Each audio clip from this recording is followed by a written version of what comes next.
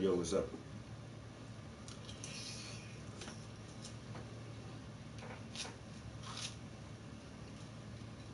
Mm-hmm.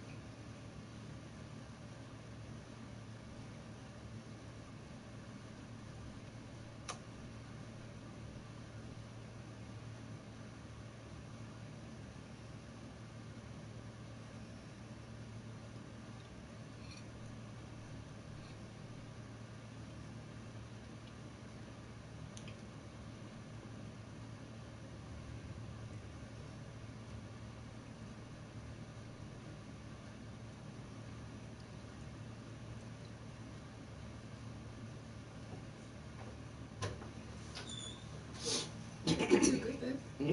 The grits taste really good. I think it's too peppery in the eggs. You don't like the grits? I think they're perfect.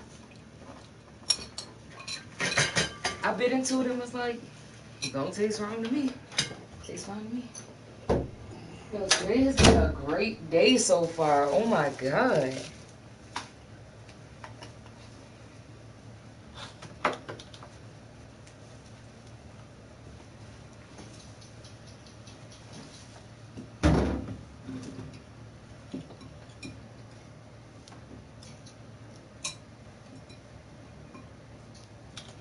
You used that fine black pepper, didn't you? Mm-hmm. And that shit comes running out. The same thing Mm-hmm. happened to me yesterday making the food. I was like, we're out of garlic, and if there's too much pepper, my bad.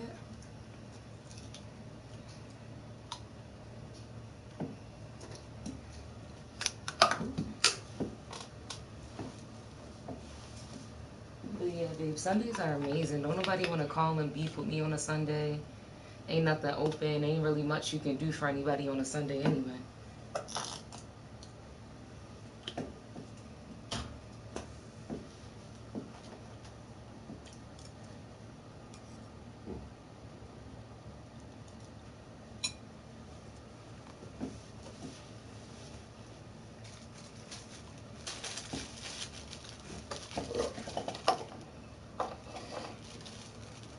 I'm like, I'm 3 hours in. My day is almost halfway done.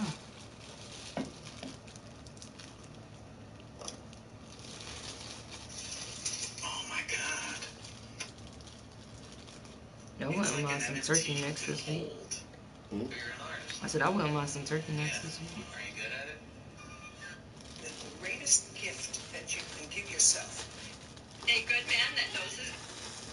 See what I got on? Y'all might as well stop texting and calling me, asking me what you doing. Baby, I'm working. I'm always working. If I'm not working, I'm sleeping. Sleeping so I can. My friends be like, how come you not famous yet? I be like, you didn't share my shit. How come you ain't shared it yet? That's why. If you called me today and Following your dreams is a lonely, solitary, scary, dangerous pursuit. You can't wait for somebody to think you can do it. you have to force yourself to go to the gym. Following your dreams is a lonely, solitary, scary, dangerous pursuit. You can't wait for somebody to think you can do it. Nobody knows but you. You can't get advice on what you should do with your life.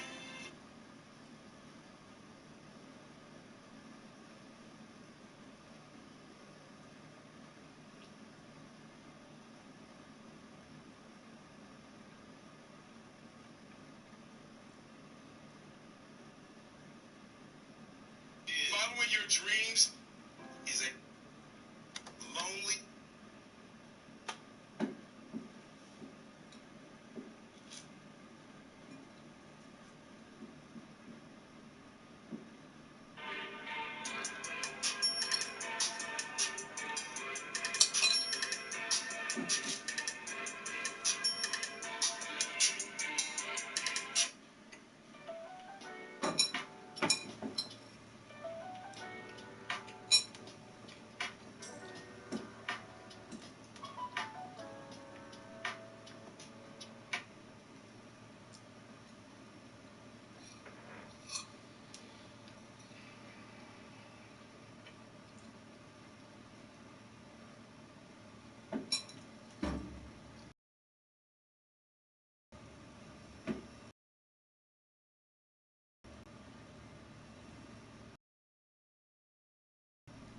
Hey, it says 6 months. The Apple TV. It's fine, whatever. But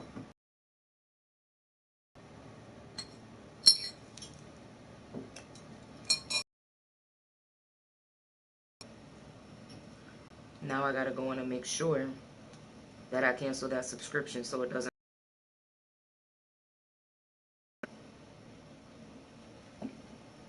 Cause y'all ain't finna get me.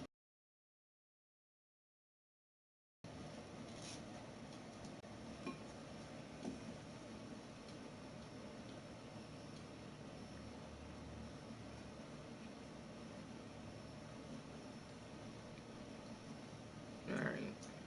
That's that redeemed.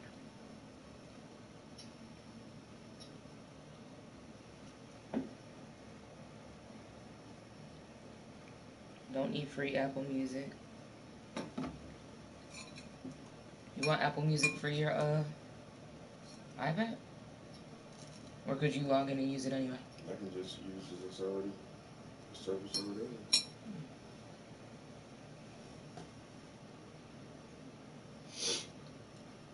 I sent you the one for Apple News. And they give me a free Shutterfly code too. I can get a free photo book.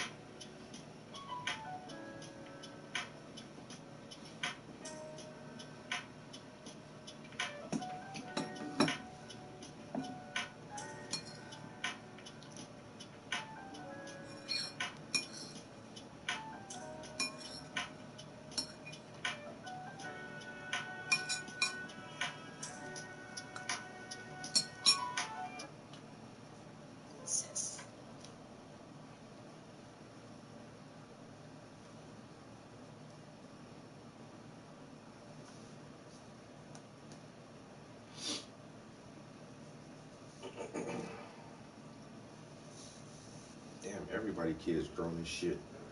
My cousin Marsha, her son turned 21 today. Damn, yo. And Chrissy oldest daughter 21. Nikki, her son about to make her a grandmama for the second time. Like, damn, my nigga. I just remember when I was 21. How the kids 21 already? Shit, I remember when I was 21 too. That was like 2 weeks ago. Fair enough.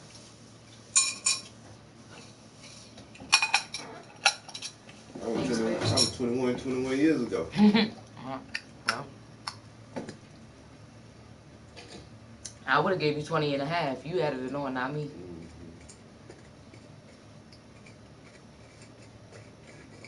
They say it's some white girls in here with their boobs out. I ain't even gotta walk in with my too loud.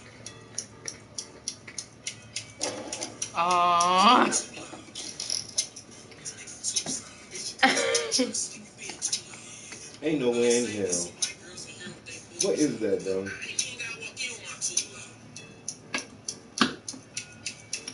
I hear cheeks clapping.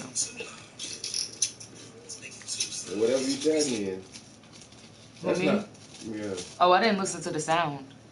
Her vagina's not clapping. That's somebody's hands in there. Her dude is sitting behind her. No, you have to watch though. You see her move it though? It was the way she moved it. She like pinched her coochie lips That's together. what I'm saying, but her man is sitting behind her doing this. Yeah, but she still squeezed her little lips. That sound, I'm sure, but No, that's not her. She's not doing that herself. That's hands inside her pants. I didn't look close enough. I didn't listen to it with the sound on. I mean, but that's somebody sitting behind her, and those are her hands. Those are hands.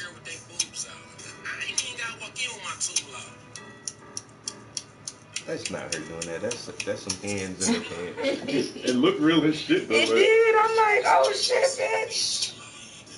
I didn't listen to the music though. I'm like, what is that song? However they did that shit, they said that shit up good.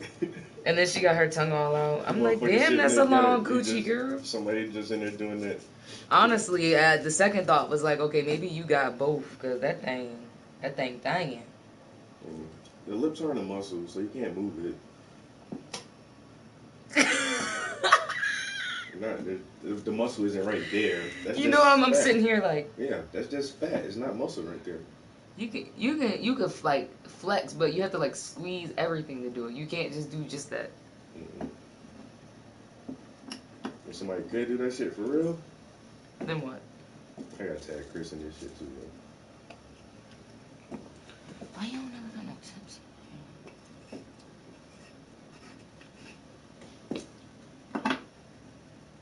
It feels like Monday. I better enjoy the day, cause look, the Monday blues is a real thing. Yo, me and Fletcher be on the same shit. Yo. What? The motherfucking vegan fitness dude, like,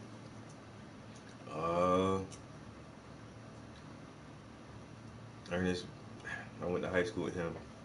He failed to take in account in similar situations. Those of color are denied, humiliated, made fun of, basically turned down by one of their own, which causes some to go vanilla.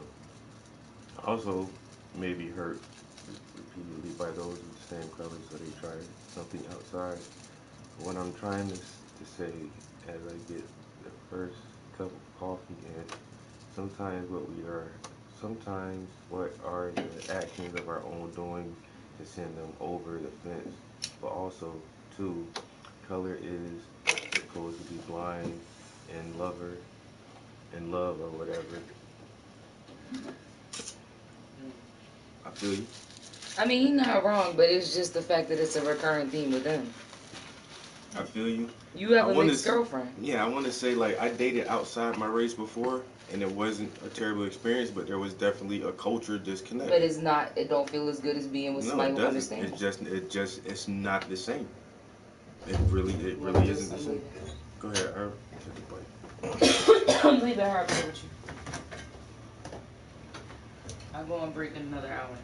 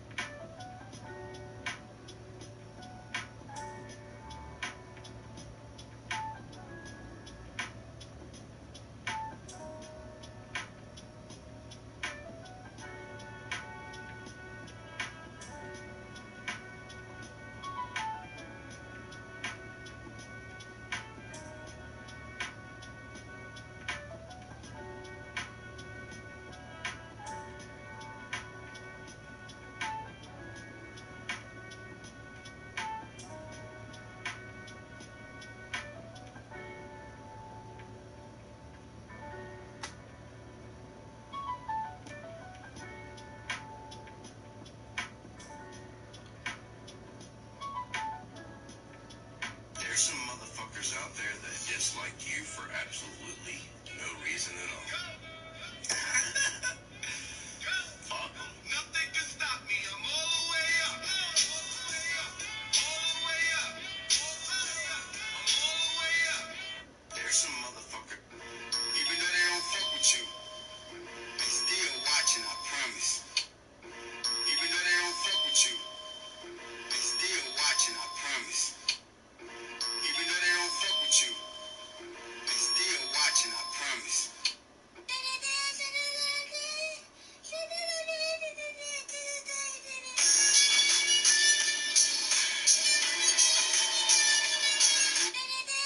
We need to talk about this. Anytime you buy something. I didn't want to work a 9-to-5 job, so I started my own business. Now I work 24/7. I didn't want to work a 9-to-5 job, so I started.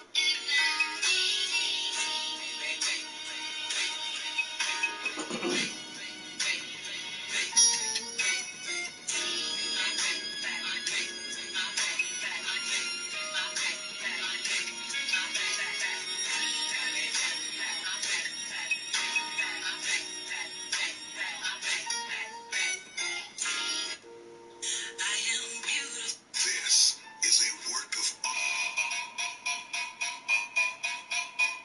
This. I invested too much. You really want to know when you. Even if you are.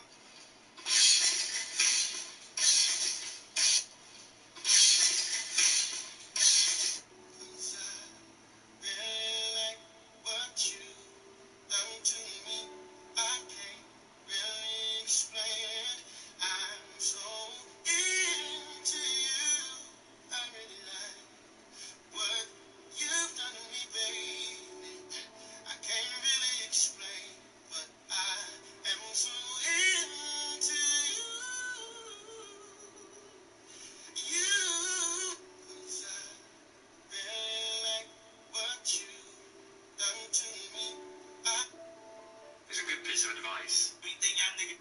Okay, so you know. We need to talk about.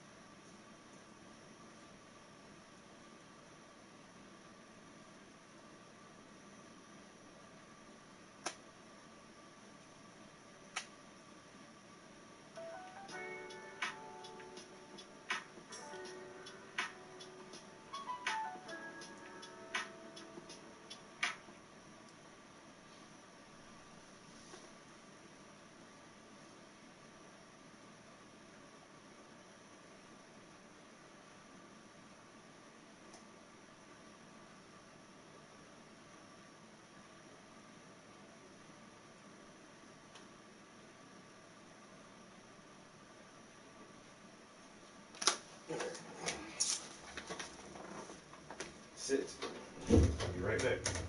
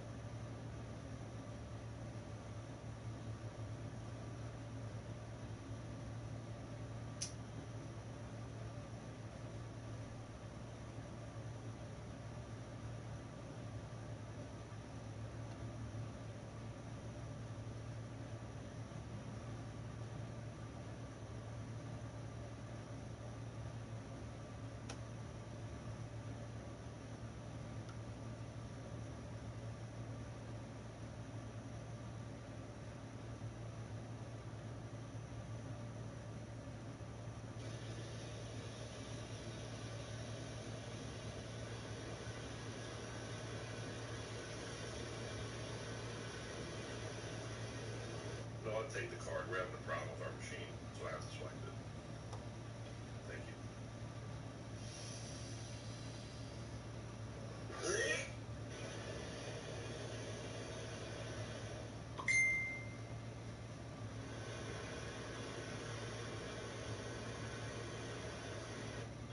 Alex, sometimes you make me feel like, oh, like, I see. Oh my God, you're crazy.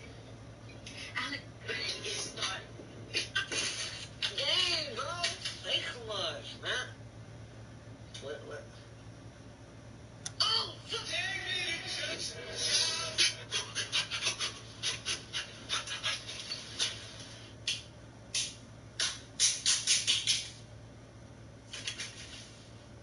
the ring fell off. No, no, no, no.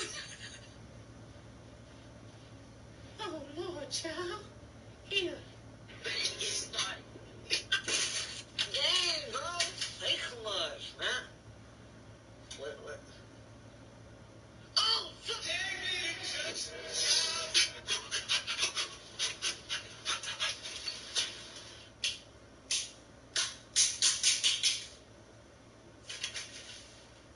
The ring fell off. No, no, no, no. Oh, Lord, child. Here. It's not. Dang. My life be like, yeah. My life be like, yeah. My life be like,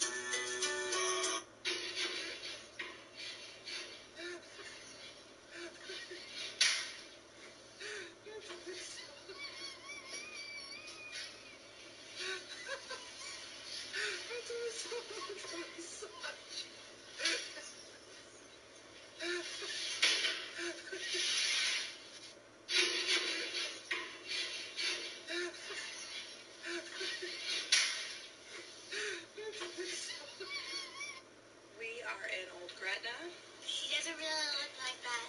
and a lot of people don't. That hurts my feelings. We are in Old Gretna, She doesn't really look like that. and a lot of people don't.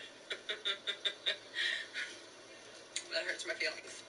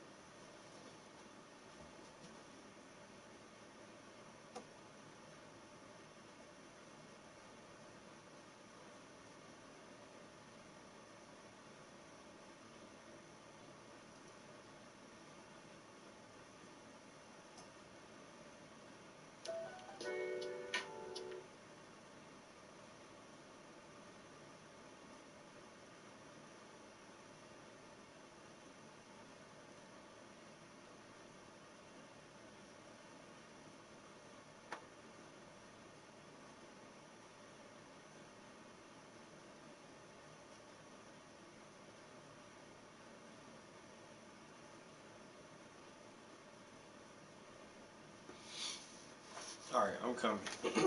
I'm fucking around on social media right now.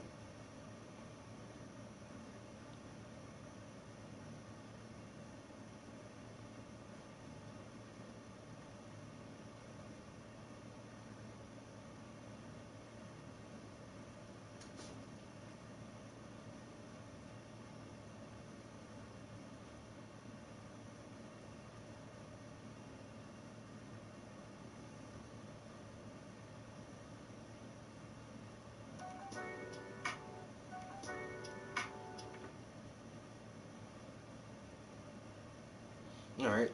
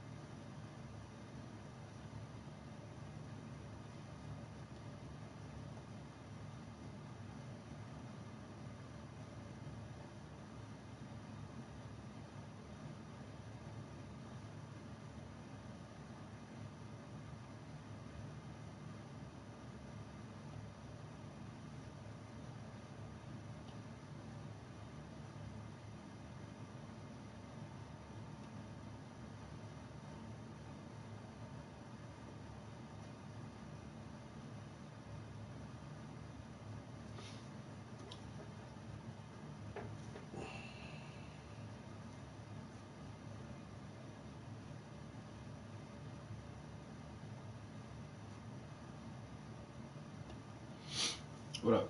An hour in here so far, and I really haven't done anything other than play on my phone and play with the iPad. So we really need to do something. Well, I'm lying. I did do some stuff this morning. I varnished a painting in I did a little photo shoot.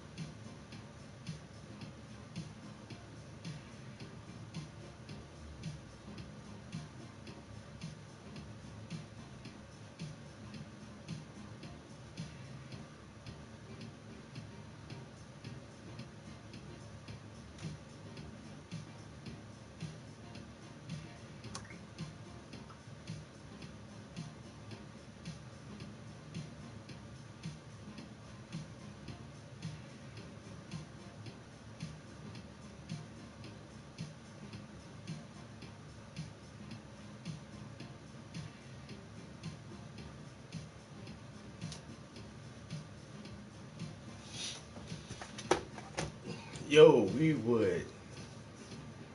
Same to you, bro.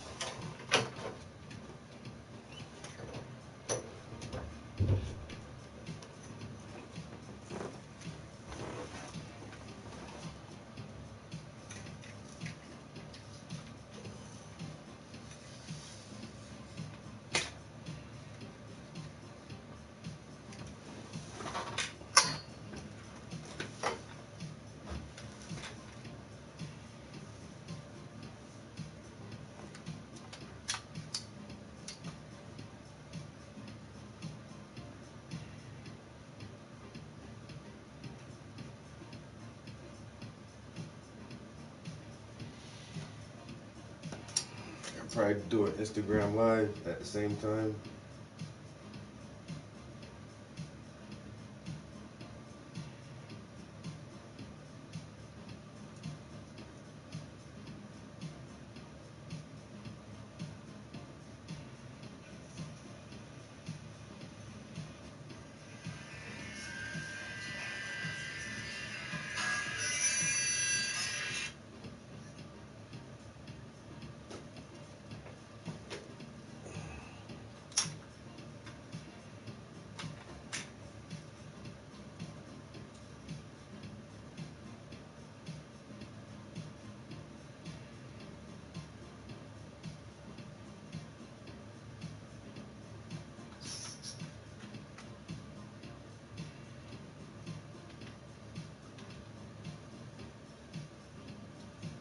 Oh well.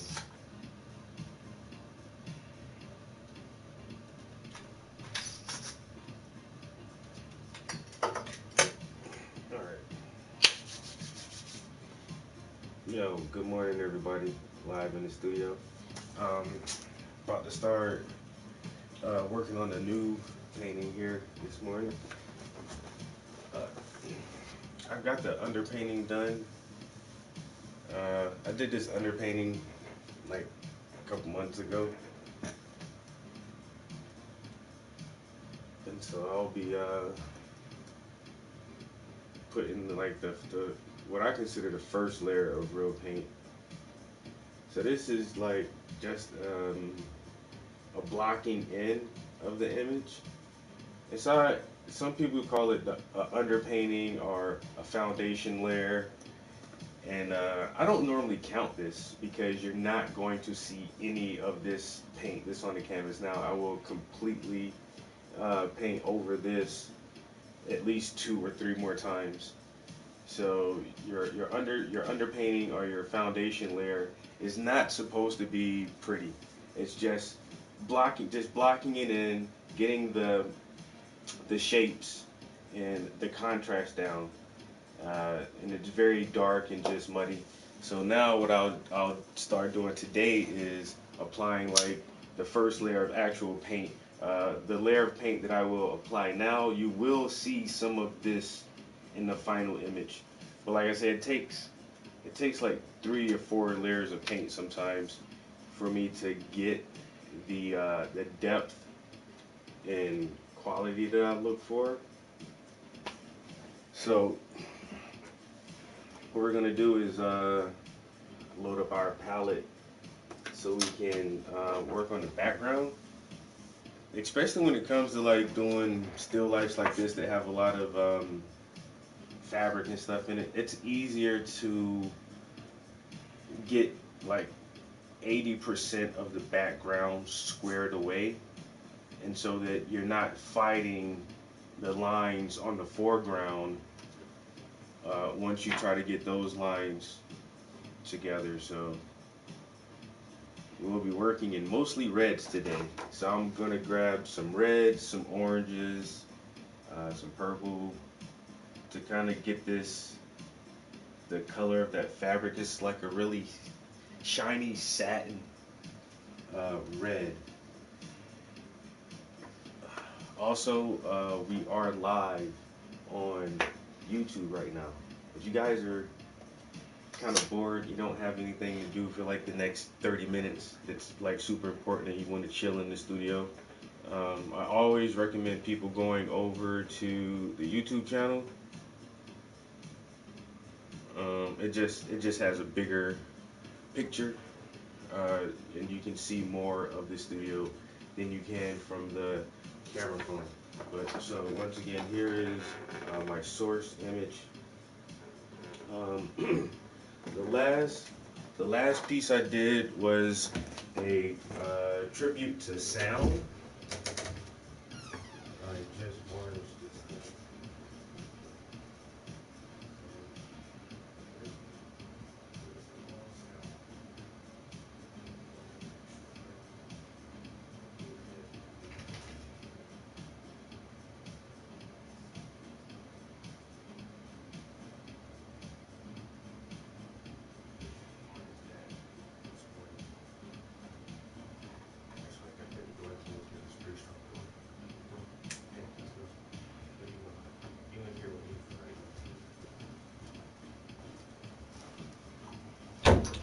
And so this piece is to attribute towards visuals and how visuals have changed. Yeah, you smell that. I know you smell that varnish, don't you? She over there sniffing hard. So just in my lifetime, this technology is very new. So when I started creating art, we would take pictures, and we can use paint brushes and palette knives and paints to paint a picture like that.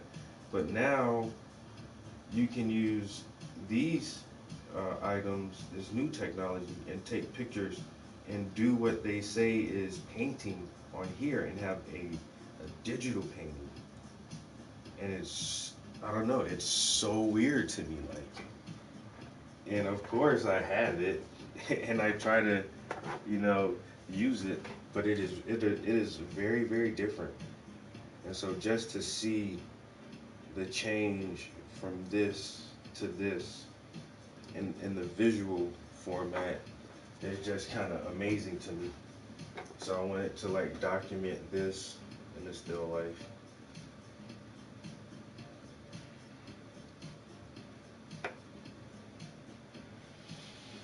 And so like I said, we're really gonna focus on the background.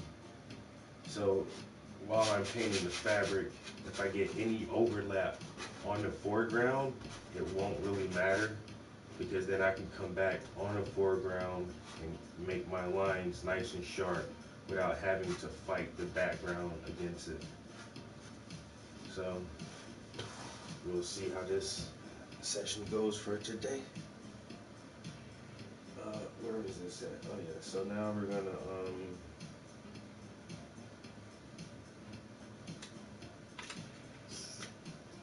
look at this paint,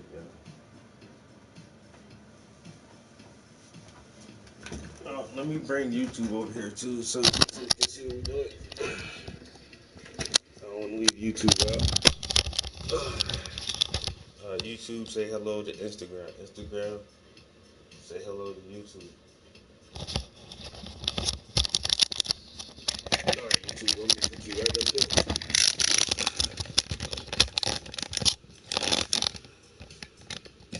So we can check out these colors all together.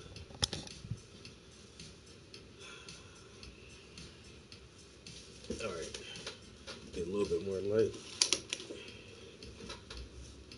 This is, I made this last night. I call it, I don't know what I call it. Oh, Boogie Nights or something like that.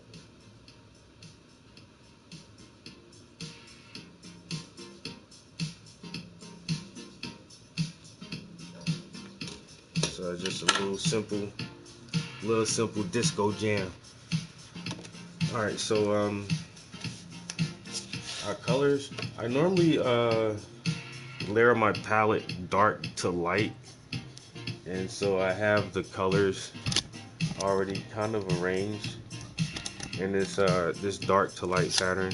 So we're gonna use some purple, a variation of reds, some permanent alizarin, maybe some deep cadmium red. Of course, this naphthol is one of my favorites. It's a really bright, like fire engine red.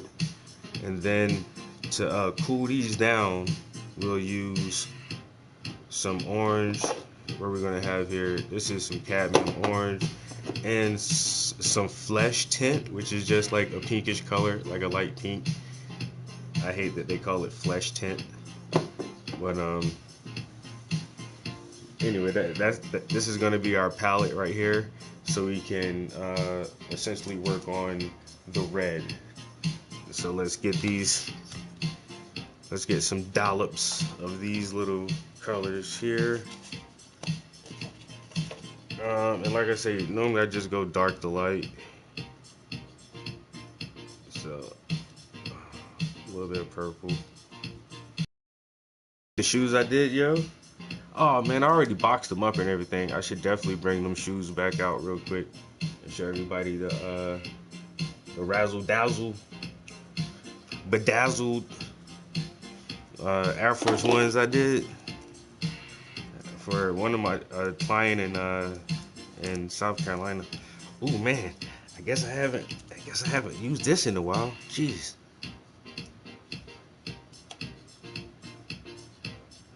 Oh, yo, these reds are so pretty, yo. Yo, I swear. Yo, the reds are so pretty. All right.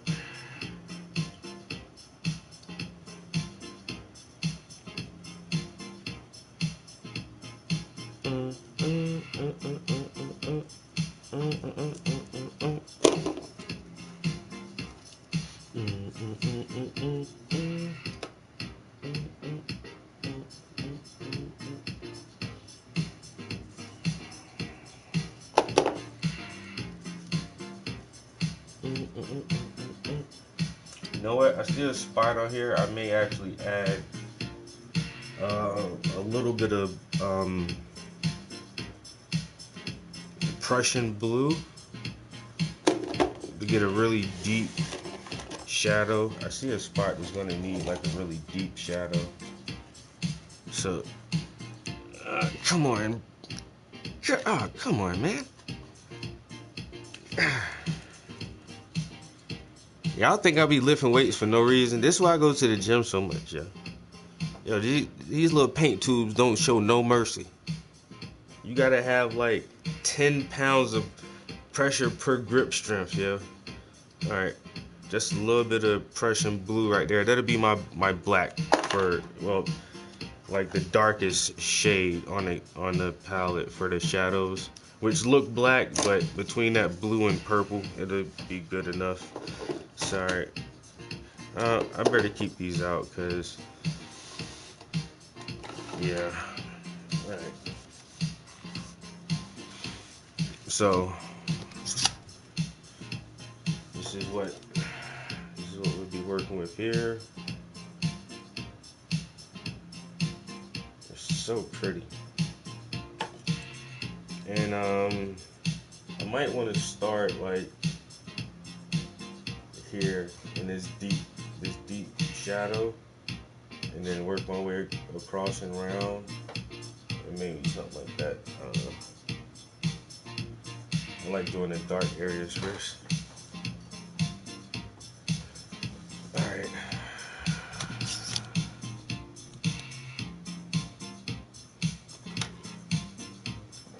I'm gonna switch this beat over in a minute. Yo, I've been making these beats for like a month or so now. Well, probably, yeah, like a little bit over a month.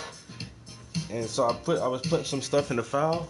I already got 30 beats I made, yo. 30. I did not think I made that many beats already. Honestly, I didn't think I made 30 beats. But numbers don't lie, yo, you know. Numbers don't lie. Alright, let's move this. Let's kind of rearrange a little bit. Hey, once again, guys, I am live on YouTube. I'm on air. The YouTube stream just gets a little bit better perspective. Like the camera view is a little bit wider. So if you guys want to hang out for even like 5 or 10 minutes, definitely go over to the YouTube channel. And yeah, if you haven't subscribed to my YouTube channel, please definitely subscribe to the channel. I've been doing YouTube for like a couple years. I got like literally over 1,000 videos on YouTube, and they're all crappy, just like this one. But it's all about the art, so you know that's all that matters. Yeah, I got like I got tons of YouTube videos.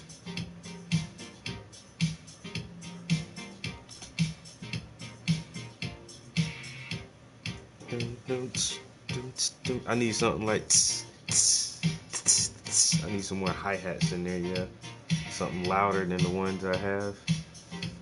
And maybe find like a little bass to go in there. Boom, boom, boom, boom. Boom, boom, boom. Some shit like that. I gotta come back and play with this beat some more.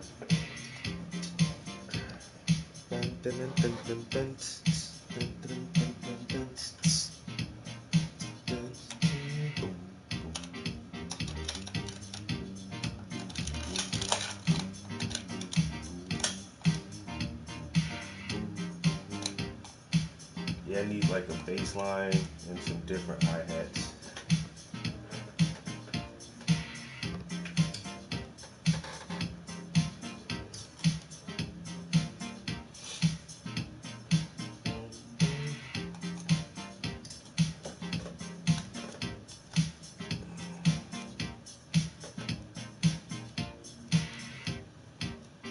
Yo, what's up, guys? Nah, what's up, yo? Messiah.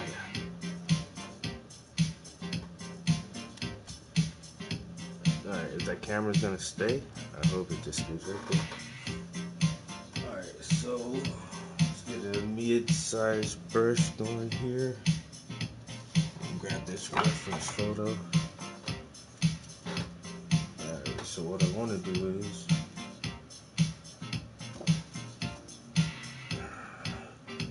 this bottle is a little bit misshapen. It's actually going to come closer to the paper towel than I have it there. I can already see that. Alright.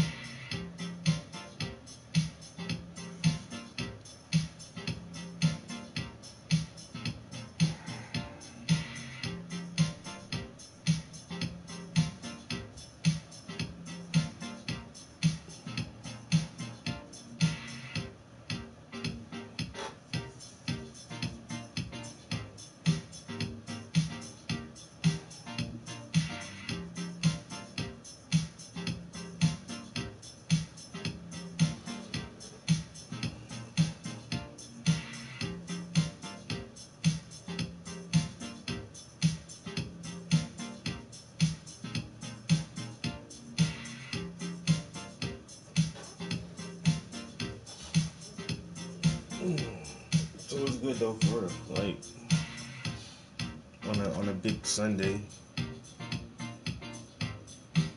We still talking about the war in Ukraine, or everybody tired of that already, or what? You know, Americans' attention span can't hold out but so long, man, before we have to change the subject.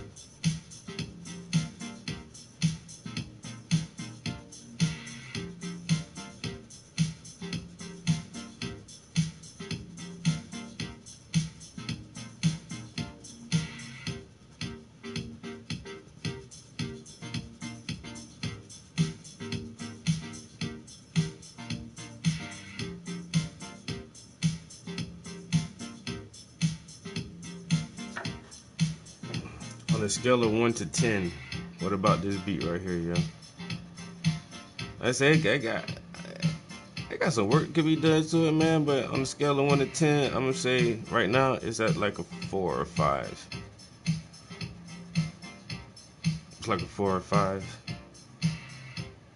That's like basic mediocre, which is not bad. You know, I'm trying to get to like slightly average beats.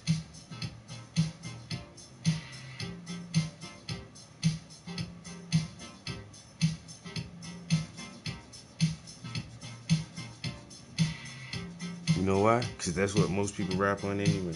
Just like, I just have to figure out the formula. Let's see, I'll be getting on my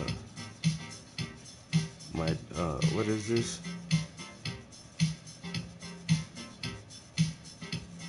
My dance hall shit.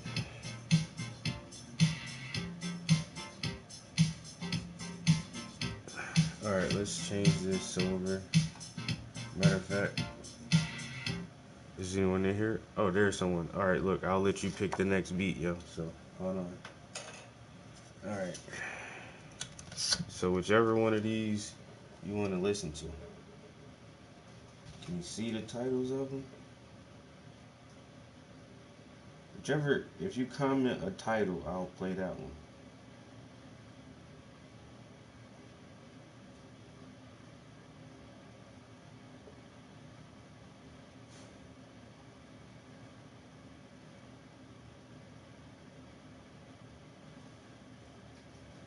Burnt out.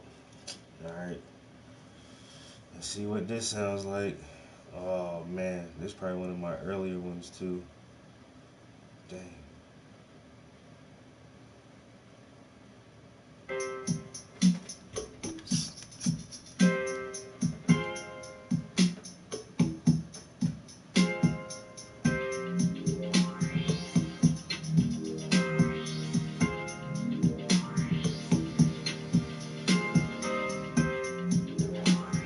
Where did I put my pencil at?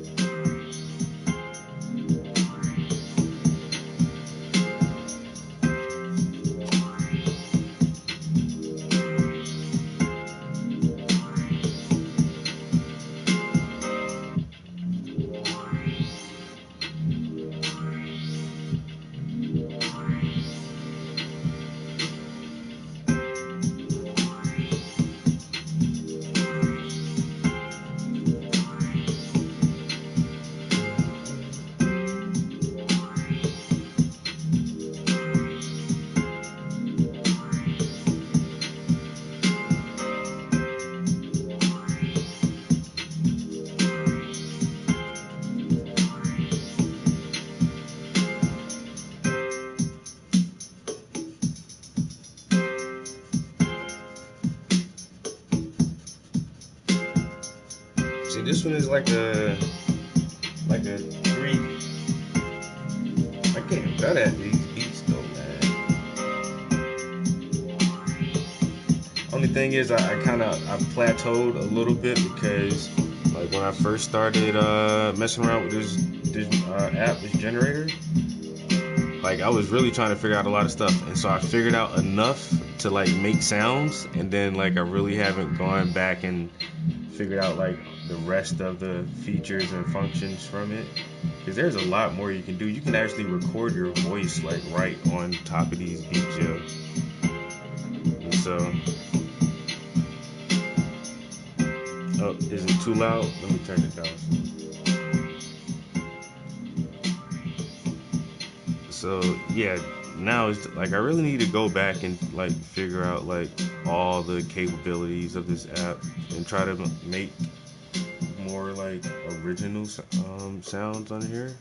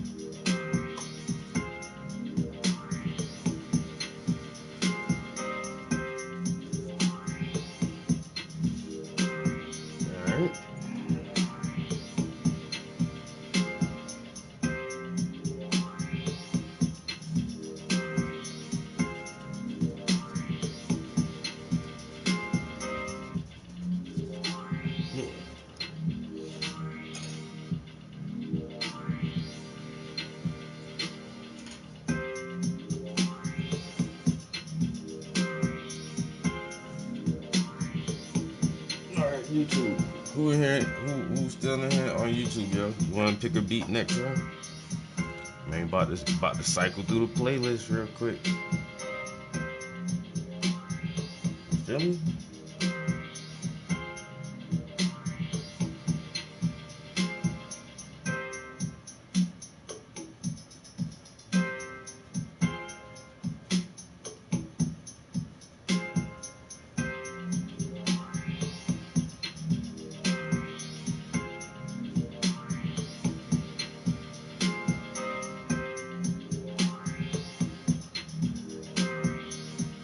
You know what? I may need to pull out some permanent rows for a lot of this, because it's more, some of the shadows look a little more burgundy.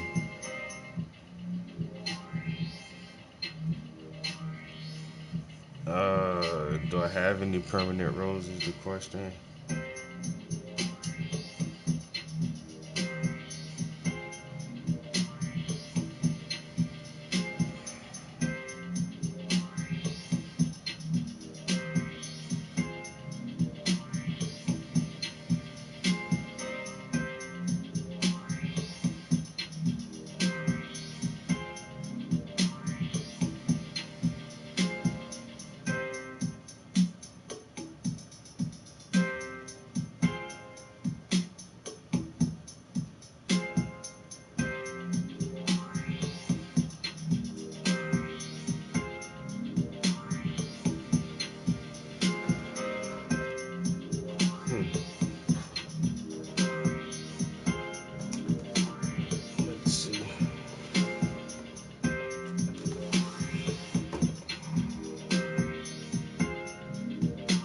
Yo, what's up, guys?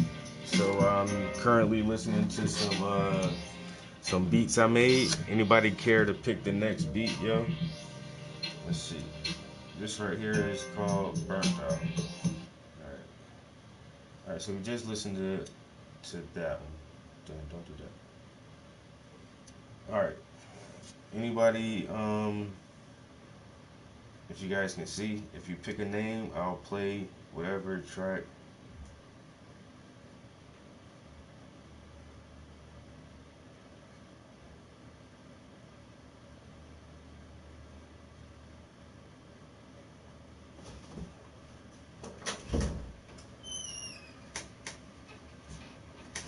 You hungry now, babe? Or you want me to wait like 15 minutes? I can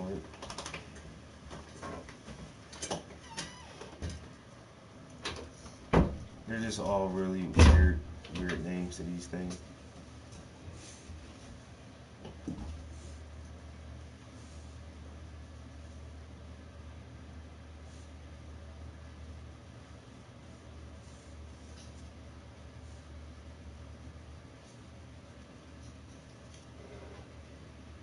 No? Nobody want to pick a track? Oh, you letting him pick a track, huh? Yeah. That's what This is interactive television. At least you don't get all the advertisements on this I one. know, right? And y'all get it for free. What? You mad because I left you? I'm not. I'm not. When I tell you, I think I just went like a whole hour without talking to anybody at all. Oh, dang. Yeah, it's super slow today. It's Sunday. I know, like, but I haven't had an opportunity to sell anything Oh, because damn. there's nothing I can do today. I haven't had anybody to sell anything to today. Everybody's already been sold. I collected some money, of course.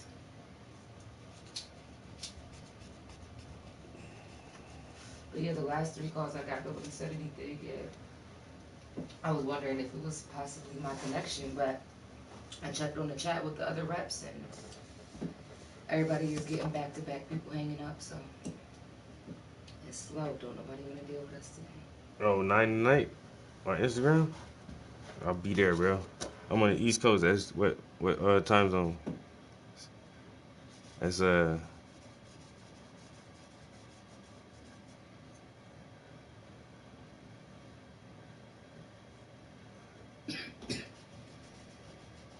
ain't no Central or Mountain time. All right, same time, 9 o'clock tonight. Cool. Definitely be on that shit.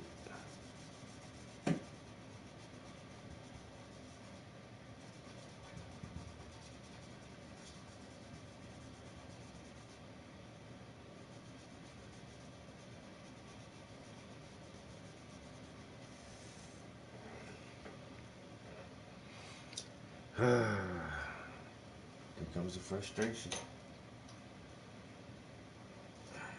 Oh, I said I was gonna get some what you call it too.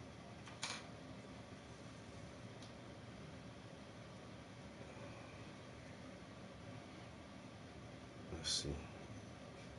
Nope. Nope. Too hard.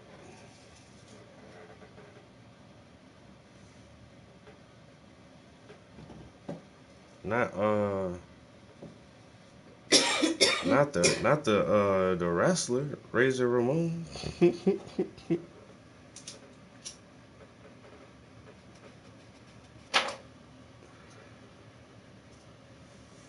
The bad guy. That was about around the last time I was watching wrestling. Like it was him and like Goldberg and The Rock. Like that group of guys. That was like the last time I really watched wrestling.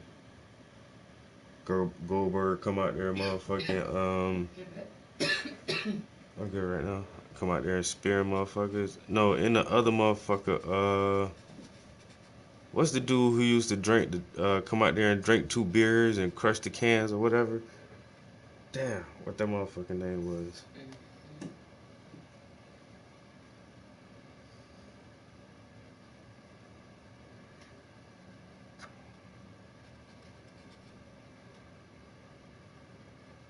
Stone Cold Steve Austin, that nigga, yo, that motherfucker used to had a crowd hype, yo. Stone Cold Steve Austin, yeah, that was like I said, that was about the last time when them cats was all in there together. That shit was funny as shit, yo.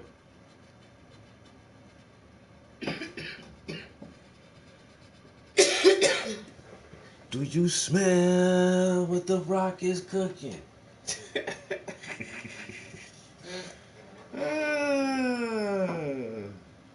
Yo, Dwayne Johnson, we look back at them days and be like, what the fuck, yo? For real. But it's acting like, I don't know, man. Wrestling is like soap opera for men, yo. It is. And women. Yeah, and that's when they start throwing the girls up in there, No, yo. I'm with talking the... about as people who watch it. Oh 'cause yeah, women. A lot of women I mean, watch that shit, yo. honestly, now I'm gonna contradict myself a little bit, but as a woman, I preferred to watch the men. I didn't care to watch the women do it, but the men were just so extra. And when you're a kid, you kind of know it's like it's some bullshit, but you don't really know. But like now as an adult, you look back and you're like, oh, that shit was so fake. That was so fake. Yo, and all the fucking the WrestleMania tournaments and shit, yo, and the fucking cage matches and. I mean, I feel like wrestling was real at one point. I mean, it had you motherfuckers got to be athletic in that shit. And then Yeah, like and wrestling is like. who slapped the dude in the interview, yo? He's like, is wrestling real? And motherfucker slapped that shit out that motherfucker, yo, like a real reporter. He's like, is that shit real, nigga? But that's not a wrestle. That's a slap. Yeah. Is slap it a part of wrestling? Yeah, motherfucker be For slapped. TV, but you couldn't slap somebody in a wrestle match or like a real wrestle match. Yeah. These motherfuckers do be in they tossing their bodies around. And That's then, what I'm saying. They just be like, and they throw themselves, but then you can see he like just lands over top of them. but like, then it started getting real extreme with the chairs and the ladders and the tables, and it's like, what the fuck, yo? That's what I said. Like it was definitely fake. And when I first started watching it, because you know I'm younger than you, so I was a kid. I used to think it was real. Like I really. I didn't did know. too for a while. Yeah. You know what really, like, really made me realize that wrestling wasn't real? The first time I watched a UFC fight. And I was like, oh shit. Oh no, it wasn't even UFC. It was like some real kickboxing, some shit, yo, some This little boy octagon look shit. like- I don't know. What? That's Muhammad Ali grandson. Really? And say he don't look like You him. do look like a young Ali. All in the eyes and the nose. Mm-hmm. I'm like, damn, that baby look like him. But damn, I watched like some real mixed martial arts shit one time. I was like, oh shit, this is real. Yeah. And I was And like, then that's what the so fuck is wrestling in? Then and I was like, oh shit, that shit is fucking staged.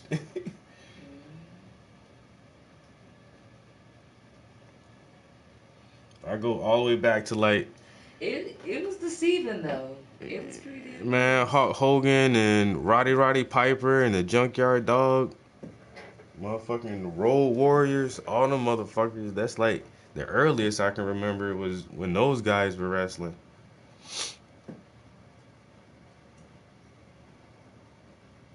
Motherfucking what the dude? Damn, I can't remember this motherfucking name. He come out there with a goddamn carrying a 2x4. And everybody just had their own. You had to be a character. You know, you had to be a character for that shit. But at the same time, it was really, really fucking competitive, and you had to be a real athlete. You know? You had to be strong. You had to be strong enough to lift a motherfucker up, even if they did like jump and help you pick them up. But you just ain't gonna hold a motherfucking 250-pound man, 50-pound man in your arms, and you ain't strong enough to do that shit. Or have a 250-pound motherfucker jump on your ass too from the top. He's on the top, bro. Oh my god, this is the power driver.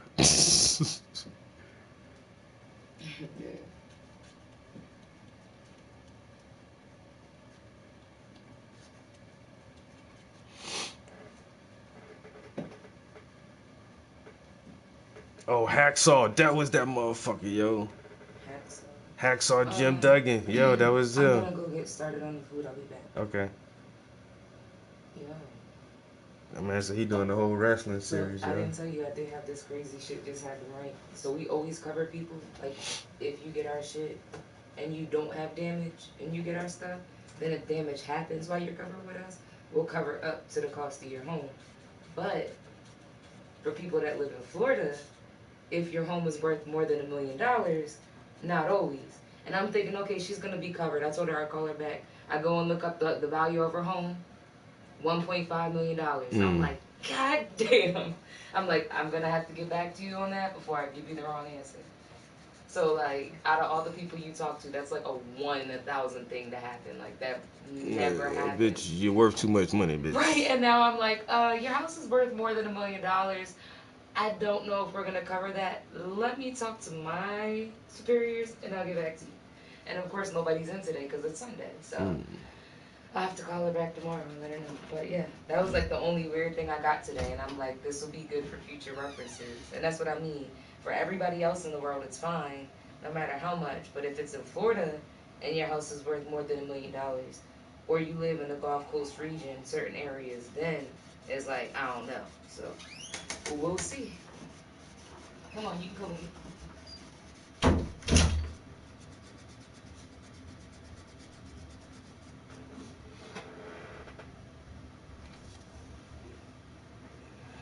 Yeah, Peachburg.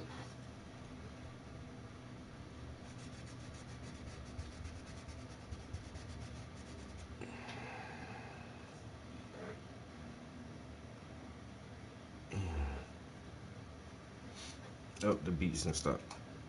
Let's see.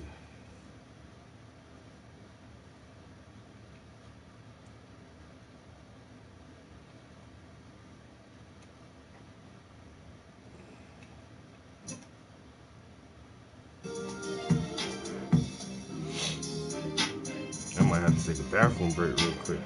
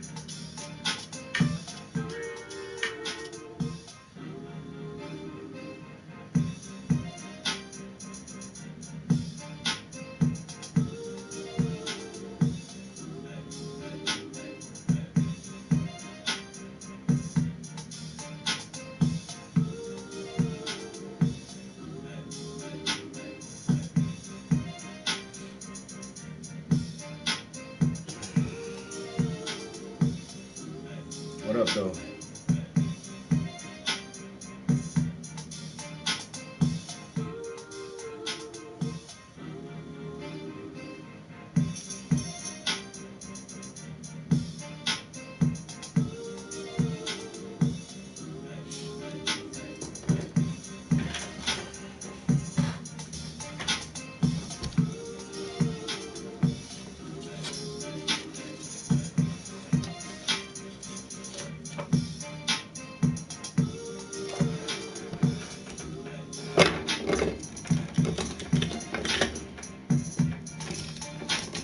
I need this different color, and it's not.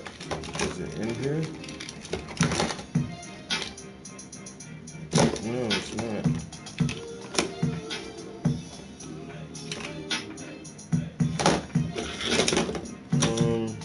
Damn it, man. Alright, let's see where this paint is at.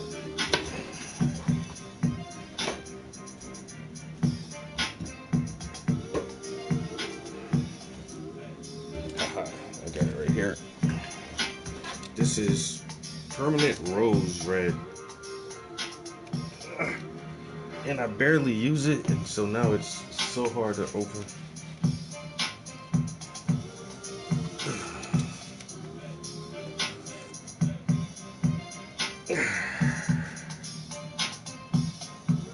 Alright. I think that might be what I need right there.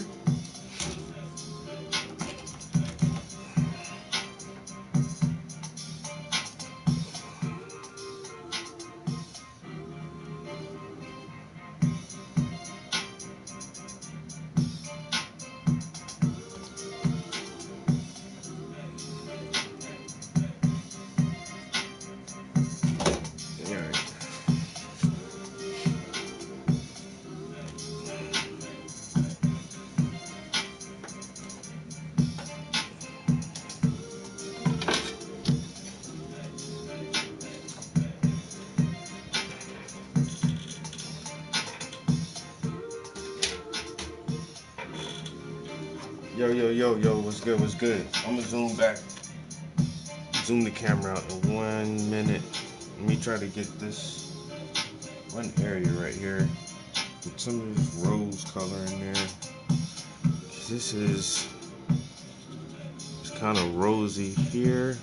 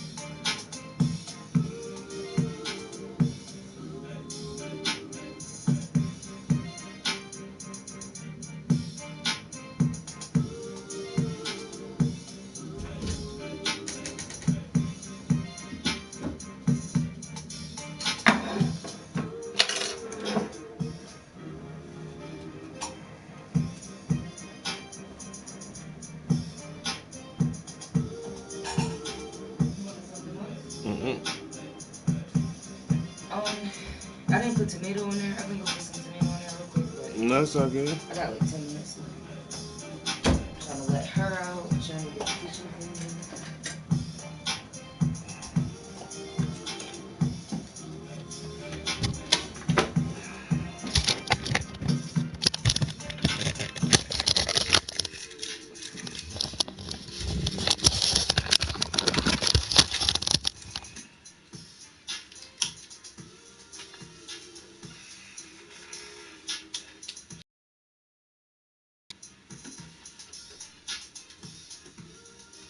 Pull it in.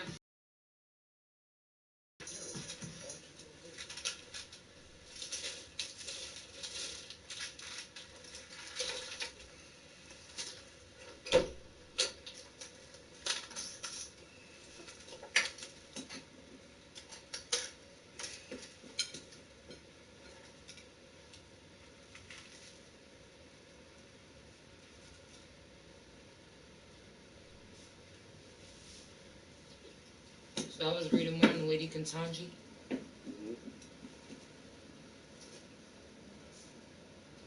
I know she was in her 50s. Yeah, she's 52. And her husband is a lead person at Georgetown University and a GI doctor. Like a lead GI doctor.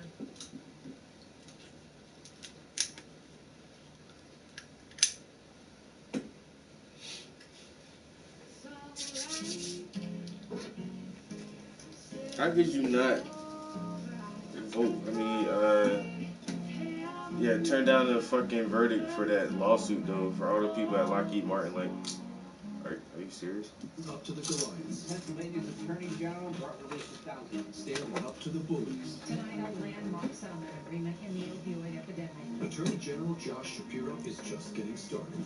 Tell Josh Shapiro to keep holding them accountable. I don't know where the fuck I said that pencil. Hey everyone, Mike here with ebikeschool.com, and it is time for another video update about my mini electric pickup truck that I bought from China.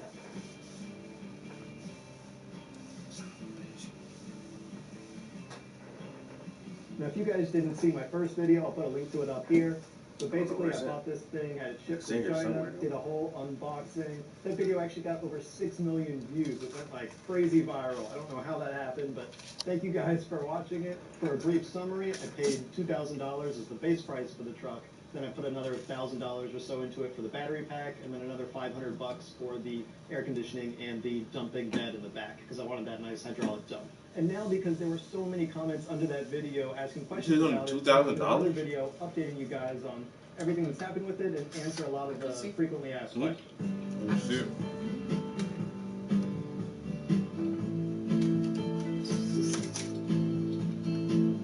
How do you even really call that a pickup though? It's like a golf cart with a piece of junk. I'm sorry to flat disappoint with a those bed people on the who back. thought that. Like, The truck is actually held up incredibly The only thing well. that's really It's ugly now about it is that 3.5 front wheel months part after because that it is so first mini, video, but I mean, and literally nothing has broken on it. It is working bad great. price. I mean, as I go around the truck, like even the few little rust spots that were there when I bought it, I mean, the rust hasn't really progressed.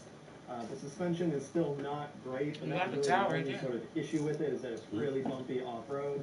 Otherwise, it's held up incredibly well. I'm All still the looking for leather the seals are pencil still for my bag, watertight. man. All the lights work. The hydraulic dump bed in the back works. I hate The that I don't seat see that shit belts, right now. everything. I mean, the infotainment system on the inside, everything is working great, which, to be honest, has kind of surprised me because I also was a little worried about what the longevity was going to be, but so far everything has been holding up really well. I've also already made some changes. Like one of the really common comments on the last video was about how the low gear lever here on the inside wouldn't let the door close.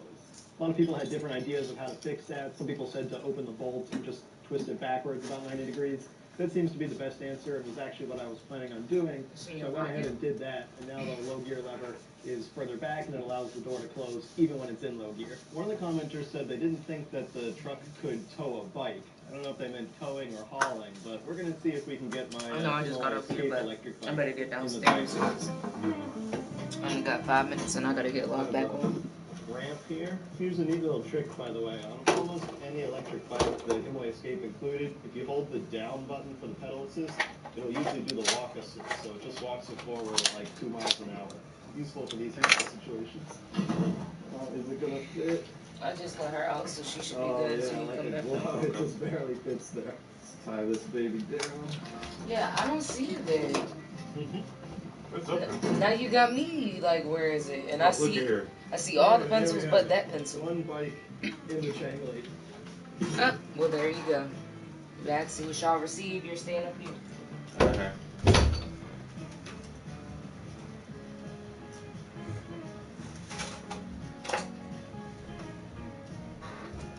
You gotta stay up here with me.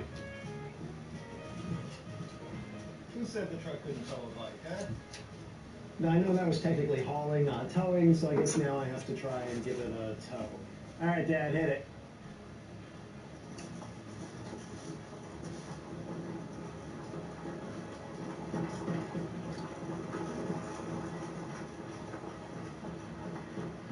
And while we're already hauling things, I guess I should try and pull the Cyberquad up into here and see how that goes.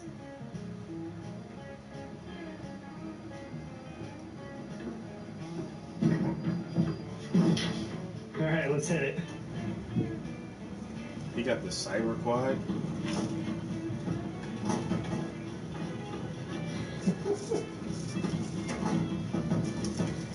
Now, while I have the Cyberquad in here, this is going to be a good chance to test the lift capacity of the bed. A lot of people ask me, what is the capacity? And to be honest, I have no idea. But I guess we'll find out here. This is about 150 pounds. I'm another 150 and a bit. So let's see if it can even start to lift up with both of us in here. All right, hit it, Dad.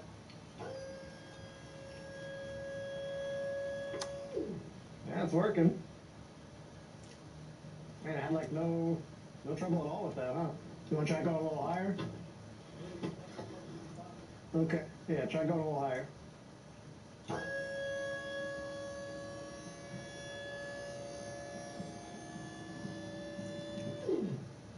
Yeah, that's doing it with no problems. Nice thing is with weight in it, it lowers really easily. It's when it's empty that it has problems lowering. All right, well, at least 300 pounds is the capacity of the hydraulic lift. Now, someone else commented that they wanted to see a tug-of-war between a man and the truck. Well, I was pretty sure that the truck was going to be able to tow the bike. This one, I'm not sure, honestly, who's going to win here. So, Dad, are you ready for the tug-of-war? Yeah. All right, 3, 2, 1, pull. All right, pull.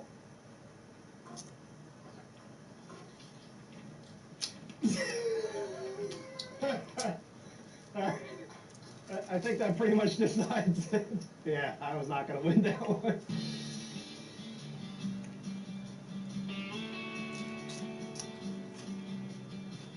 So my dad has actually probably put more miles on the truck than I have. You might remember him from that solar-powered kayak video a few months back. But Dad, I wanted to ask you how the truck's been holding up and what you've noticed over the last few months of driving it. Yeah, well, thanks, and it's always good to have you back home. And I want to thank you for letting us have the truck. It has been surprisingly good. I think you and I and millions of your viewers had some concerns about how this thing was going to hold up. And I will tell you that I have not babied it. I've driven it over some rutted pasture. It's been out in the rain. It's been all over the place, squeezing between trees, and it has held up extremely well. Nothing has broken on it. The rust has been just slightly worse than what I think you showed when it came, packed in that huge crate. But it's been fantastic. The panels are actually pretty straight. And the fitment of the doors and stuff is actually quite good. I mean, I really got... I don't want to say what I'm talking about. Watching my body turn into a Ferrari, basically. Hell yeah. My wife's like, "What'd you do?" After 6 months of doing this, she's seeing all the changes that are happening. She says, "I want to do this." Yeah. Miles an hour, so I'm not going to leave it out in that, but I've left it out in the rain, and I did it in part. This is dropping the passenger side window, and I'm like, okay, this is going to be good. The needle right between two of them on accident. That was definitely my fault, and just goes to show you should always know what's in the area you're flying in. I got pretty darn lucky that day, but it could have ended a lot worse for that drone. Another common question for some reason was where did I get my hat? It's a Tilly made in Canada. I really like it. I'll put an affiliate link below if someone wants to check it out. It's made out of hemp if that does it for anybody.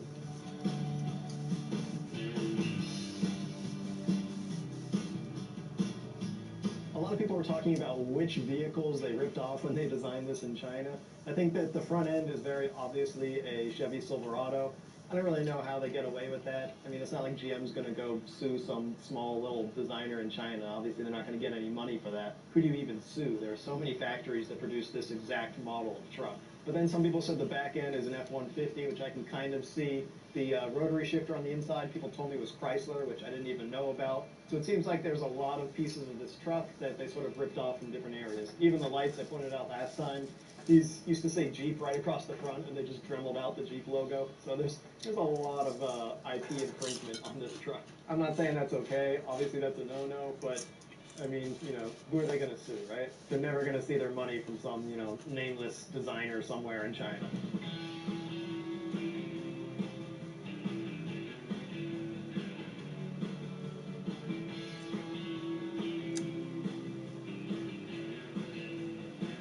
You should buy local, and I get that. I support that, and I try to buy local any chance I get, as local as my neighborhood when I can, because I think that's important for a lot of reasons. When it comes to something like this, I would buy it local if I could, but there's just no one building little electric mini trucks in the U.S. There's no manufacturing for that. Where would I even go to get that? So I'm not going to not buy it from China just because someone doesn't agree with the government there, which is... A portion of today's video was sponsored by Credit Sesame. This is a brand new Tesla Model X Plaid, and it's insane. This is a family crossover with 6 seats and rear entertainment screens and USB ports for charging your devices. But it's also the quickest SUV ever. It has over 1,000 horsepower. It does 0 to 60 in 2.5 seconds. And today, I'm going to review it. So, let's talk Model X Plaid. Plaid seems to be Tesla's new high-performance model line, and I reviewed the Model S Plaid last year, and it was insane. But this might just be crazier. This isn't as fast as the Model S Plaid, but it's close, and it's a family crossover. It also starts around $130,000, and today I'm going to show you everything. First, I'll take you on a thorough tour of the X Plaid and show you all of its perks and features. Then I'll get it out on the road and drive it, and then I'll give it a Doug score.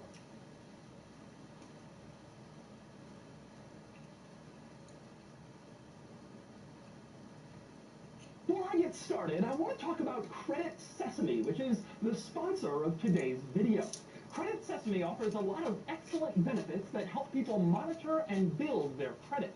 But did you know that Credit Sesame also offers a digital debit account called Sesame Cash that can help you build your credit? Sesame Cash is amazing because it's a debit card that also has a credit builder feature which allows you to build your credit history. If you're anxious about all the purchases you normally make and your credit and earn cash rewards doing it, all thanks to Sesame Cash. To find out more about Sesame E, which you can keep in your wallet, that's a brilliant idea in case you lose your keys, whatever, you got a backup in your wallet or purse, and you can see this diagram on the back shows you just walk up to the car, stick the key next to the door, and then the door will unlock and you can climb inside even if you've forgotten your key. Both very cool key options for this car, but I don't need either of them. That's because if you walk up to this car with the key in your pocket, you just tap the door handle, it recognizes you, and then the door opens automatically. It doesn't just unlock automatically, it opens. And then you can kind of open it up the rest of the way and climb inside. And once you've done that, check this out. You get in, you sit down, you put your foot... Elementor presents The Web Creators. Meet Nina, a pixel-perfect web design master.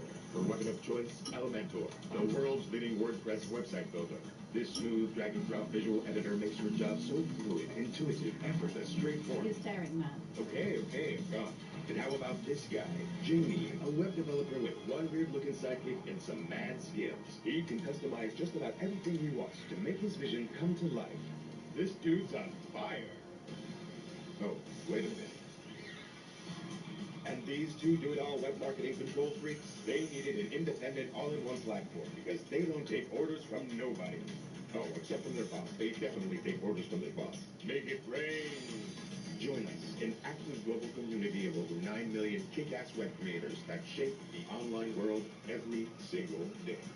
Build, design, on the brake, and the door automatically closes. It does that completely for you once you put your foot on the brake, so you don't have to do any door opening or closing in the Model X. It will do all of that stuff for you, at least from the driver's side, and that is really cool. But of course, the operation of the front doors in the Model X is nowhere near as head-turning and eye-catching as the back doors. For these, once again, you walk up to the car, key in your pocket, and you tap on the door handle, really just a door tapper, and then the door opens, but this time it opens upwards. As you can see, it opens up and out like gull-wing doors. Of course, Tesla calls these falcon-wing doors, and you have one on each side in the back. You just tap, the door automatically opens itself up, and then you can climb inside. Forget traditional opening doors or minivan sliding doors. This is what Tesla gives you to stand out from the crowd, and it certainly does that. But anyway, the doors are just the beginning of the insanity in this car, so let's climb inside and go through all of the craziness in this interior, starting with the yoke. The steering wheel in this car isn't actually a steering wheel. It looks like a video game controller joystick situation, or maybe an airplane controller, and it's totally insane, and it's what everybody wants to talk about for this car, so let's talk about it. In addition to being strangely shaped as no stock sticking off for the turn signals or for the windshield wipers over on the other side of the column. Instead, most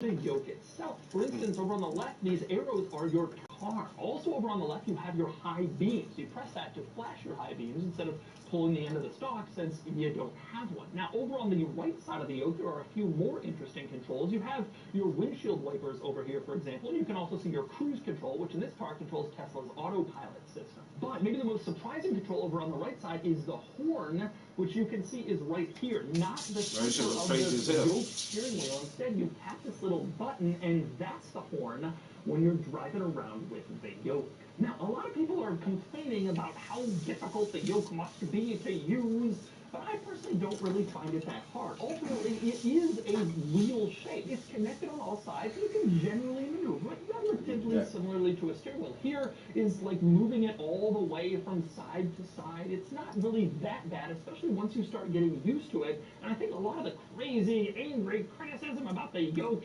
is kind of overblown. It's kind of cool and futuristic, to be honest.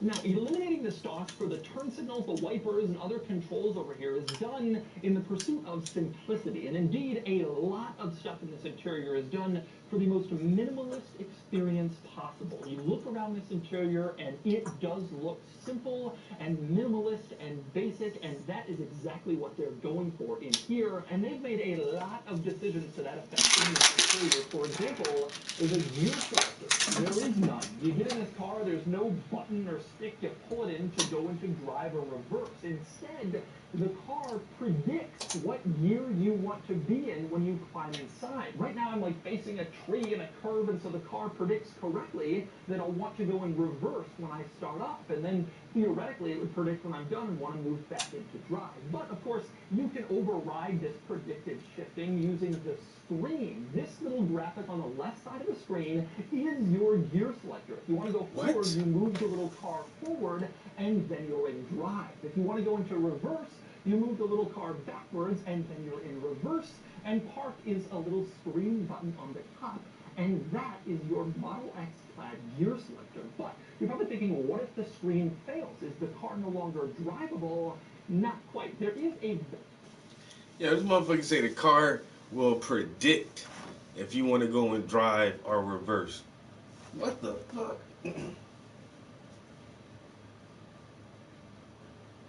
How the car gonna predict if I want to go and drive? The Tesla Model X Plaid. That shit sounds crazy. Businesses are joining the big switch. Save over $1,000 when you switch to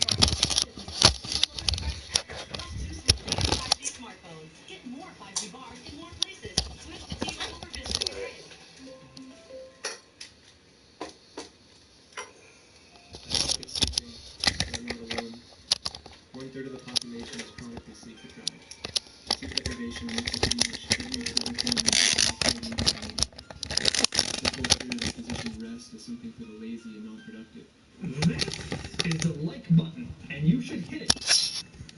So when you think of a self-started, multi-million-dollar business that's accumulated 1.5 billion views and outpaces the ranks of even the top-rated television hits, your mind doesn't think of this guy here, but it is. Hey, ladies.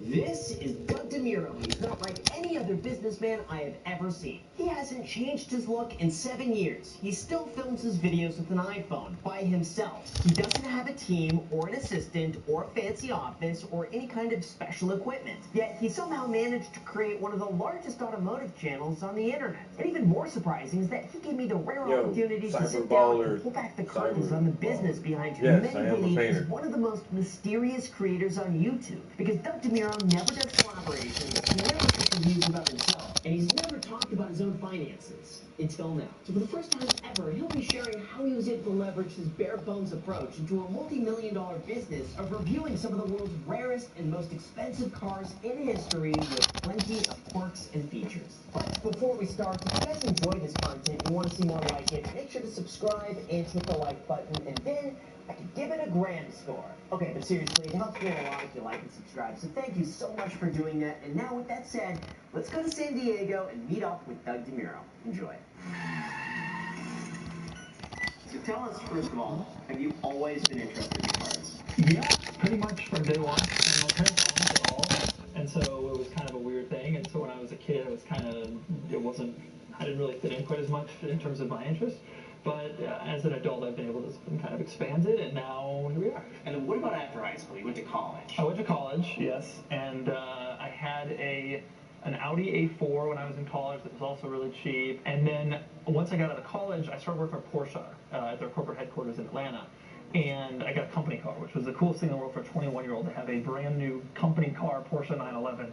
I was responsible for allocating the cars to the dealership, so making sure, you know, the 911 GT3s went to the right places and the Cayennes went to the right places and that sort of thing. And I got to learn about how dealers work, how automakers work, how the production process works, the whole logistics process. And I think that really informed kind of my understanding of the car business today. Why did you leave your job? At some point, you pick up the 6th rental leased Porsche from the manufacturer that is your company car, and you're just like, I want to be in a position where I can do more than this and like own one of these and like have a try something. And I'm 24 and I'm sitting in a cubicle and I'm like, I think I don't have any mortgage, I don't have any responsibilities, I don't have kids, I don't have my dog, I can just try something. And so I decided I would try writing about cars, which was an odd decision because I hadn't really done that much.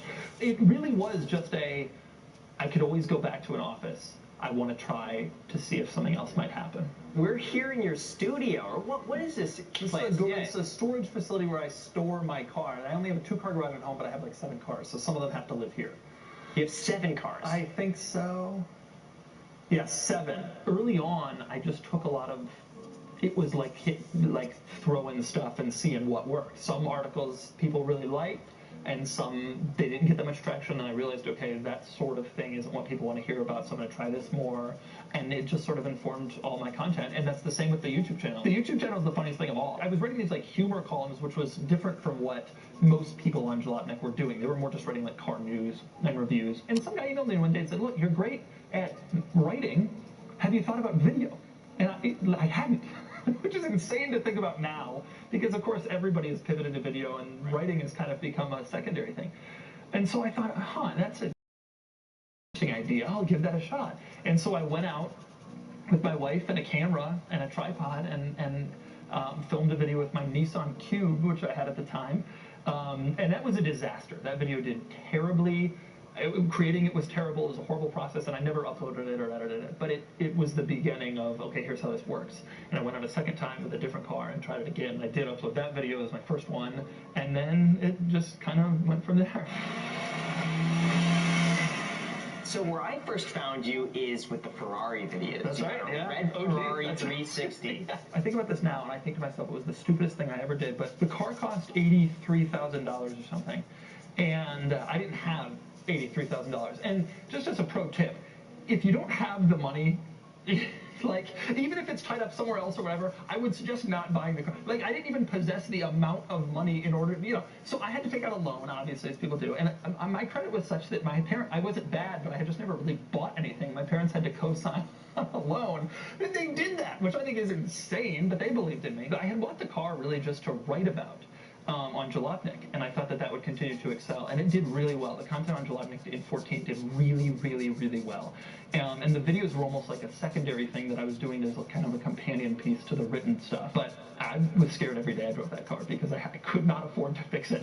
That's pretty much the situation. I registered in Montana, so I didn't pay sales tax. I did everything that is sketchy people do when they don't have money. I did.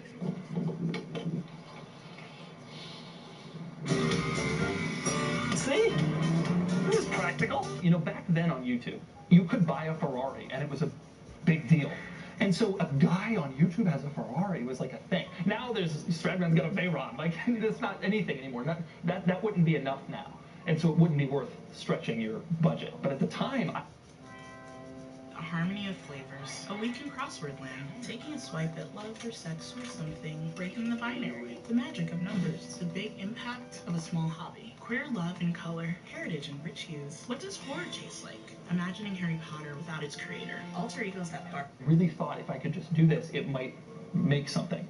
And it did. So in the end, I guess it was the right, this is probably the best investment I ever made, even though it seems like a stupid one. So, is exotic car ownership worth it? Hell yes. As long as you stay away from roads, other drivers, potholes, parking lots, street racer wannabes, camera phones, speed bumps. It was in the spring of 15, and I'll never forget this. I lived in Philadelphia, and I was sitting on my couch, and I was looking at my article numbers. I was thinking, these just aren't doing that well, and how these spreadsheets tracking. And at some point it hit me that I should check the YouTube channel's analytics, which I had not done until that point. And I looked and I realized that the videos were actually getting more views than the articles were. And I was like, oh, like, there's something else here that I've been missing for the last 2 years. But I do remember, I think it was that winter, I reviewed a Tesla Model X for the channel. And I put up the video in December, not realizing that what happens in December is that the ad rates shoot up. And that video made a ton of money. And that December, I made a lot of money. For what at the time I considered to be a lot of money, I realized, like, oh wow, this is real. Yeah. And that was the beginning. I think it was the end of 15 where I realized, like, okay, maybe I can actually do stuff on YouTube. Now, January of 16 comes. Of course, I didn't know anything about ad rates. The whole thing was completely unbeknownst to me. January of 16 comes, all the money goes away because the ad rates drop. And I was like, oh, I think that was just a fluke. I didn't realize for like another year what had happened there. And so now I focus on December every year. I really focus on really good content to take advantage. And it is quite simply one of the most breathtakingly insane cars ever manufactured in the entire history of the sports car. In the summer of 16, I launched a blog with Auto Trader called Oversteer. I've never only had one job in my entire life. I had a companion, so I was writing even then and still doing the videos at that time. And I only left the Oversteer blog to start Cars and Bids, and so there was no point where I was doing one thing. How did you figure out the equipment that you were going to be using? Because you've taken a very unique approach that's very different from everybody else that I've seen. Yeah. The key was, for me, was always to like streamline it to make it as easy as possible. Not necessarily on me, but like in order to be able to go to some of these cars and do kind of what I wanted to, I just wanted to make it as simple as possible. And if you have a big setup and you have a big situation and you need several people with you and all that, it just becomes challenging. My theory has always been the more people you have, the more drama, the more schedule problems you run into, all this stuff. And I just kind of felt that it made more sense to stay simple. And so simple I did. So what do you have? Just one camera, an iPhone? Yep. That's it. So basically what happened was I was writing the scripts, filming the videos, and editing all myself until June of 2020, which was 18 months ago, basically. And then we launched Cars and Bids, and I took a very active role and still have a very active role in the day-to-day operations of this. And I just couldn't edit the videos anymore. You know how long it takes to edit. It's a process. I actually love editing. It's maybe my favorite part of the whole thing because it's like a puzzle that you're putting together, and it's really cool to see the finished product. But it just wasn't going to happen. And so I hired part-time an editor named Nick, who's great, and he does a fantastic job. He was exactly what I needed in the moment. If you watch the videos, you will never notice a difference between when he started and when I was doing it. I don't know why I thought that no one would It's not like I'm Spielberg. I'm not doing crazy stuff here. But that's the team. That's it. Me, part-time Nick, who lives in Arizona, and then my best friend, Melissa, she reads my emails. So, like, people email with their car offers, and she reads them and puts them in a spreadsheet. Now, how did you start the this? Where did this I don't know. come from? I have no idea. I started early on like this is a whatever, and I guess it just kind of snowballed, and it just has gotten bigger and bigger somehow. This.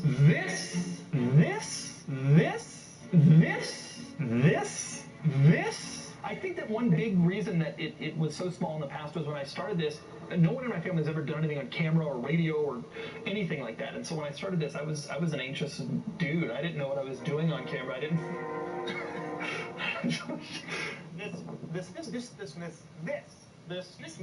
So on days when I'm shooting, there's a video I always try to shoot first thing in the morning when I'm like freshest, and then in the afternoon I'll either work on cars and bids or pretty much that. It's pretty much just working on cars and bids and trying. So there's kind of two masters in my life, two jobs, which is crazy because there was a 7-year span where it was out of control.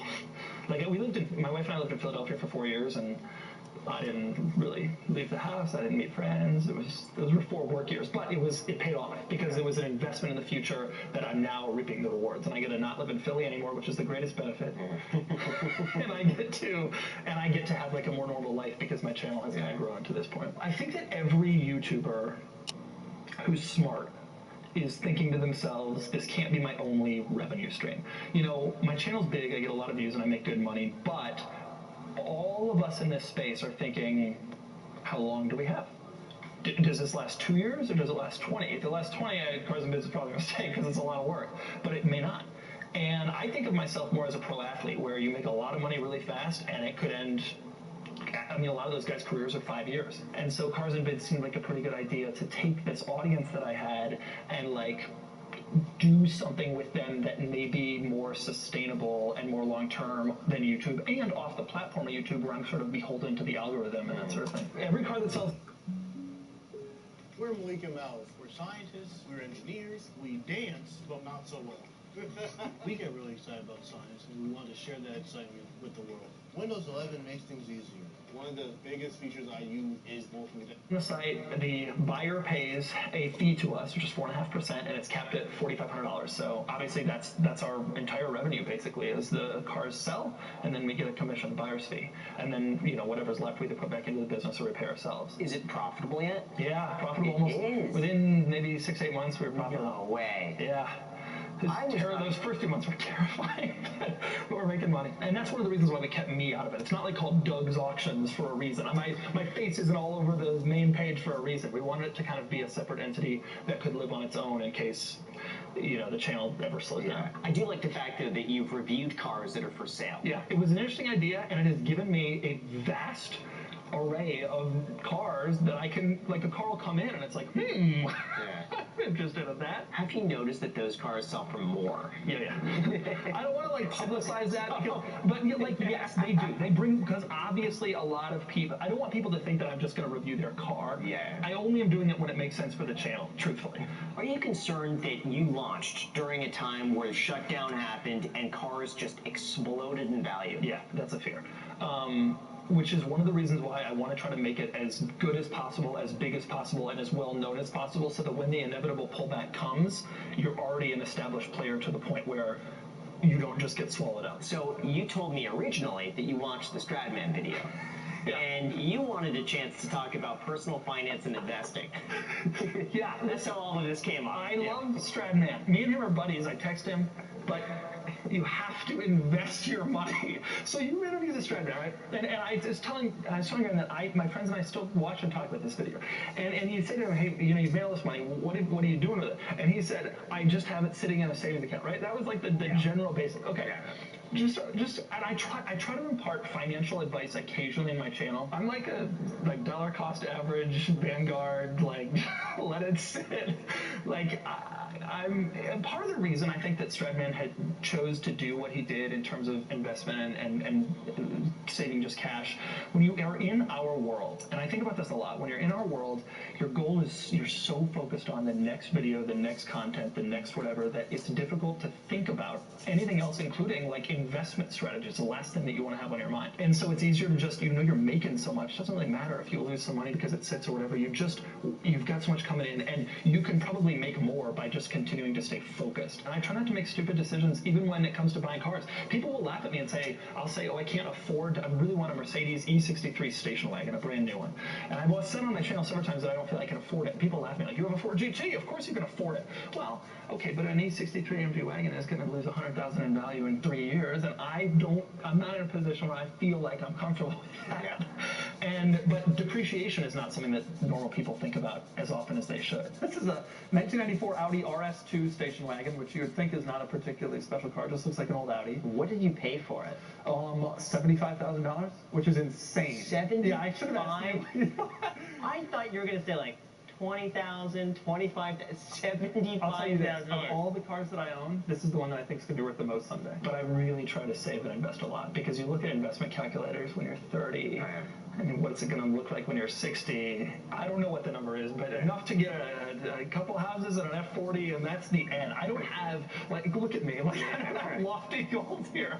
I'm not sitting here looking for watches. I don't care about clothes. I only care about the cars that I like, which happen to be increasing in value anyway.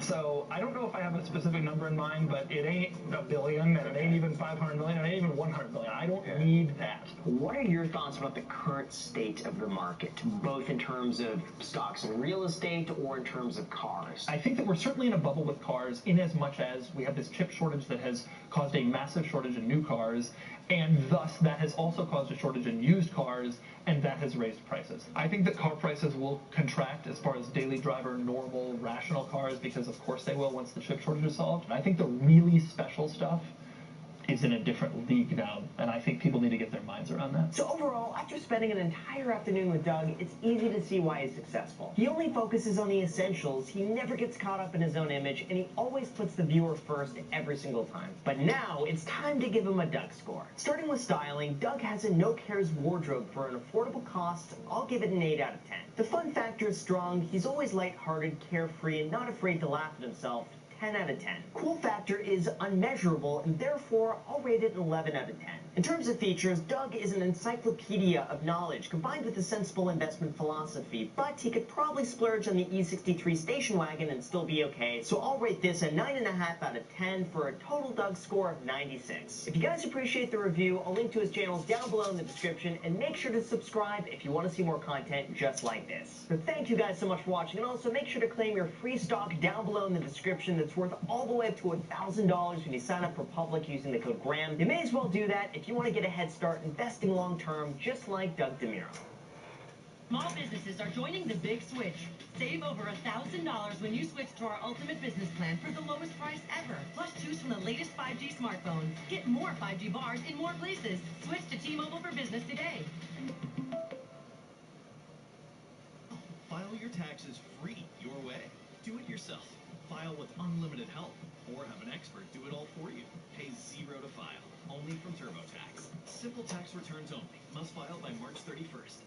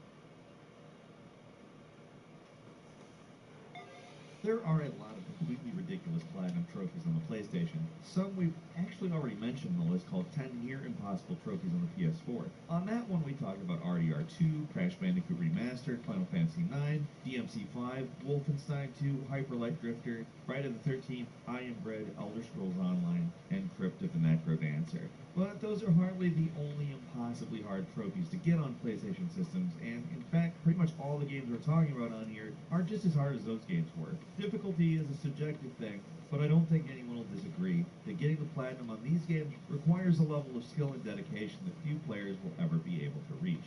Hi folks, it's Falcon, and today on Game Ranks, 10 of the hardest games to platinum. Starting off at number 10 is Crash Bandicoot 4. A recent but infamous game. Crash Bandicoot 4 is very challenging. It looks like a pretty easy platformer, but don't let its colorful art style and kid-friendly world trick you, because this game does not mess around. Just beating it normally is no joke, but getting 100% completion is just straight up nuts. Probably two of the hardest to get trophies require you to earn all of the platinum time trial relics, and one where you have to get all the insanely perfect relics in the game. The time trials are an ordeal by themselves. In the older games, you get away with a gold, but not here. You have to get a platinum on every stage, and many of these require near perfect times to get the platinum relic. The insanely perfect relics are really annoying too. They require you to play through every level without dying once while breaking all the crates. This is a game with sometimes very long stages with boxes near the end that are easily missable, so if you miss one during that automatic scrolling sequence, then you have to restart the entire level over again.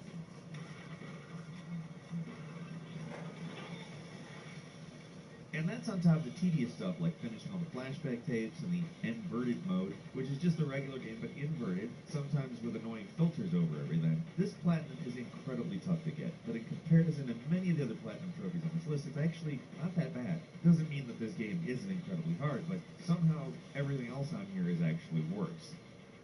Moving on to number 9 is Ninja Gaiden Sigma 2. The Ninja Gaiden games are just no joke. Finishing the game on standard difficulty is pretty difficult, but if you want to platinum it, then you really have to go above and beyond. This one is one of those platinums that forces players to play through the game multiple times, according to this guide on PSN profiles.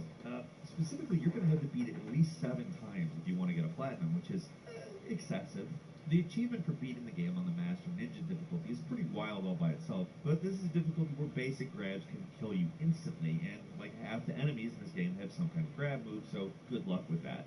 The absolute worst thing about getting the platinum in this game are these team missions, though. There's 35 in total, and while some can be finished with an AI partner, certain ones are completely impossible to do without a friend, and a friend that has a similar skill level to yours if you want a chance of finishing them. So no matter how good you are at the game, unless you find someone else who's almost equally as good and convince them to help you out, there's pretty much no way you can get this trophy. It's bad enough when a game asks one person to be a master, but this one wants 2.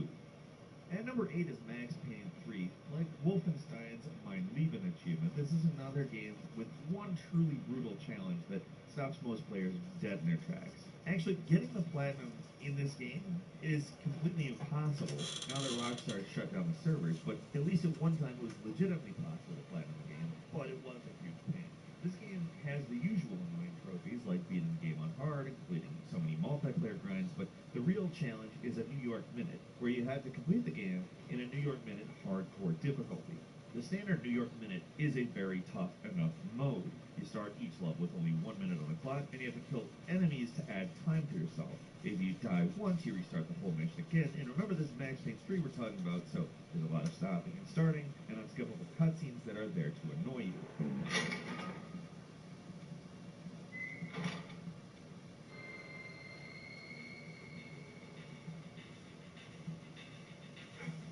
Hardcore only makes one change, but it's very big. You have to beat the entire game playing this time trial mode without dying once. If you die, you restart the entire thing from the start, so you pretty much have to be perfect. The only way you can get through this is by memorizing enemy placements and painkiller pickup locations. Because, I mean, literally one bad encounter can mean hours of lost progress. Basically, if you wanted this platinum back then you had to be a speedrunner whether you liked it or not. Moving on to number 7, it's the Wipeout Omega Collection. One of the all-time toughest platinums to get in a PlayStation exclusive comes from this game. Racing games often ask a lot of the player, but few are as fast and disorienting as the Wipeout games while also being brutally difficult, so it really only takes a certain kind of player to get good at this game. If you don't have split-second reaction time and an almost scary level of focus, there's no way you're getting some of these achievements, period. The absolute worst of the time trials, especially the Elite Pass/Gold Medal ones, because the time requirements, they're just brutal. It'll take hours and hours to perfect racing a single track, and the smallest imperfection or mistake can lose the run. There's no Iron Man BS here, just some incredibly long, difficult times that will seem totally impossible.